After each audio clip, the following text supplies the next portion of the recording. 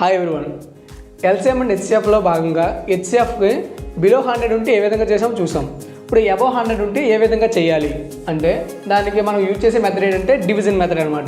So division మెథడ్లో ఏ విధంగా apply చేయాలంటే ఫస్ట్ హయ్యర్ నెంబర్ ఉన్నాయా, హయ్యర్ నెంబర్ డివిజిబిలిటీ చేయాలి.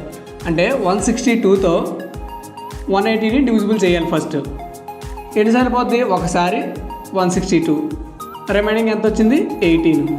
ఓకేనా, ఈ 18ని ఏం చేయాలంటే ఇక్కడ ఉన్న ముందున్న 162ని 18తో డివిజిబుల్ చేయాలి. అంటే ఇక్కడ 162 రాస్తాం.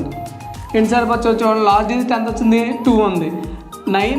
8ని దేంతో మల్టిప్లై చేస్తే చివరి డిజిట్ 2 వస్తుంది అంటే 9 వేసుకోండి. 9 8 are 72, 2 వేసుకో, ఇక్కడ 7 ఉంది. 9 1s are 9 + 7 16, సరిపోయింది కదా, 0 వచ్చింది. సో ఇలా ఎప్పుడైతే 0 వచ్చిందో 0 వచ్చే వరకు మనం చేస్తూ ఉండాలన్నమాట. ఆ 0 వచ్చిన ఏదైతే డివైడర్ ఉందో అది మన హెచ్సిఎఫ్ అవుద్ది అన్నమాట. HCF is equal to 18. ఇక్కడతో అయిపోలేదు. ఇక్కడి నుంచి మనం ఏం చేయాలంటే ఈ 18 అనేది రిమైనింగ్ మిగిలిపోయింది కదా, ఆ నెంబర్తో డివిజిబుల్ అవుతుందో లేదో చెక్ చేసుకోవాలి. డివిజిబుల్ అయినప్పుడు మాత్రమే ఇది హెచ్సిఎఫ్ అవుద్ది అన్నమాట ఇది.